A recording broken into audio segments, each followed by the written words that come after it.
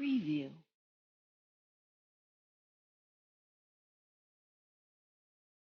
Assalamualaikum warahmatullahi wabarakatuh.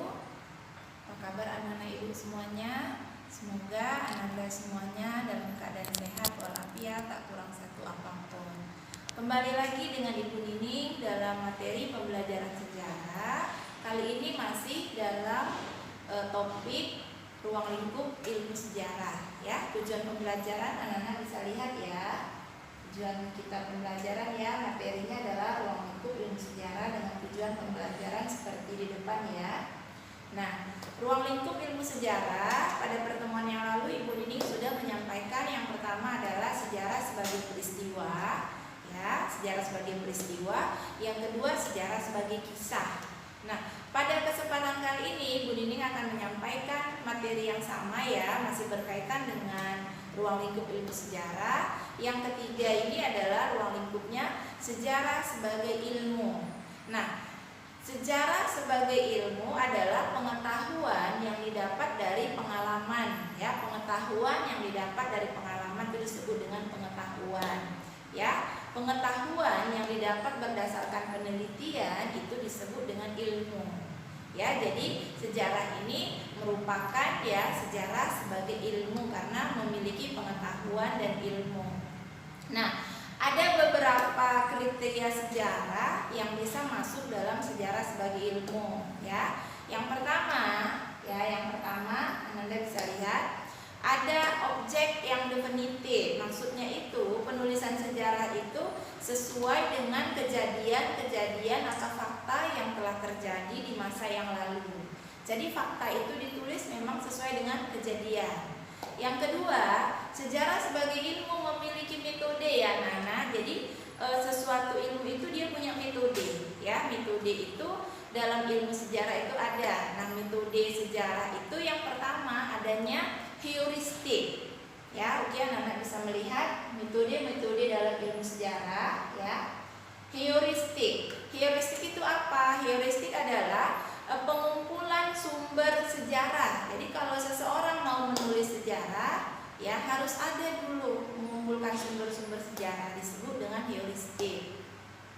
Yang kedua, setelah heuristik itu ada verifikasi. Verifikasi itu apa? Sumber-sumber yang sudah dikumpulkan tadi diverifikasi kebenarannya benar tidak dengan peristiwa yang terjadi. Jadi tidak hanya asal-asal mengumpulkan sumber, tapi harus mengikuti prosedur verifikasi namanya. Yang ketiga, adanya interpretasi.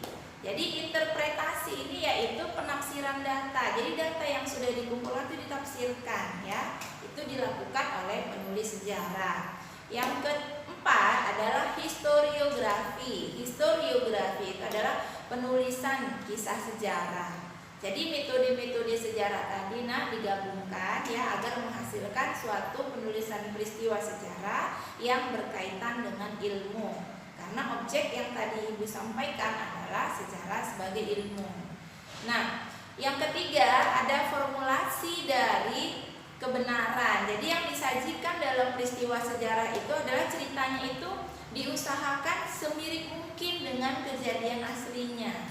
Ya, jadi dia tidak jauh-jauh, jadi mirip dengan kejadian aslinya.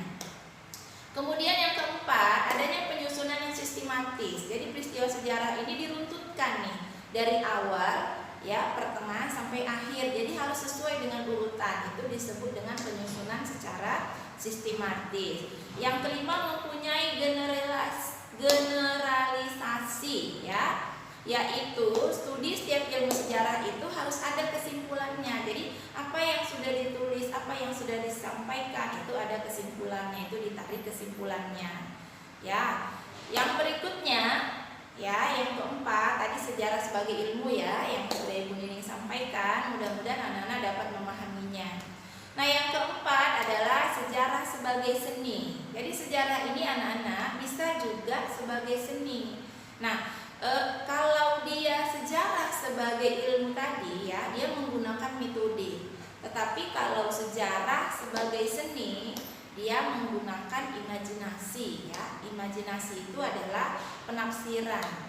Anak-anak bisa melihat gambar contoh peristiwa sejarah sebagai seni ya. Nah, peristiwa sejarah sebagai seni ini anak-anak tidak bisa dijadikan patokan utama dalam menulis sejarah, ya. Ada beberapa kelemahan sejarah sebagai seni, anak-anak bisa lihat ya. Beberapa kelemahan sejarah sebagai seni sehingga sejarah sebagai seni ini tidak bisa menjadi patokan utama dalam penulisan sejarah. Nah, yang pertama, penulisan sejarah sebagai seni ini terbatas pada objek tertentu. Ya, artinya fakta-fakta yang real yang harusnya ditampilkan itu tidak bisa semua ditampilkan, karena kalau sejarah sebagai seni dia lebih menonjolkan peristiwa sejarah sebagai imajinasi agar orang-orang yang melihat ya merasa terhibur karena tadi bersifatnya adalah seni. Yang kedua, berkurangnya ketepatan dan objektivitas. Maksudnya di sini adalah fakta-fakta penulisan sejarah tadi tidak terlalu ditonjolkan. Nah, yang ditonjolkan adalah seninya gitu.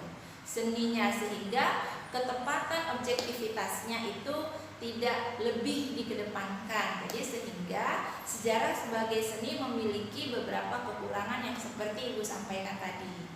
Mudah-mudahan apa yang Ibu Nining sampaikan pada kesempatan kali ini Ananda semua dapat memahaminya, dapat mengulang-ulang kembali pembelajaran kita di rumah dengan materi ruang lingkup ilmu sejarah. Ya, demikianlah yang dapat Ibu sampaikan. Semoga Ananda dapat memahami. Al-ulum, religius, smart, leadership, youthfully. Jangan lupa anak-anak subscribe, like, and share. Terima kasih. Assalamualaikum warahmatullahi wabarakatuh.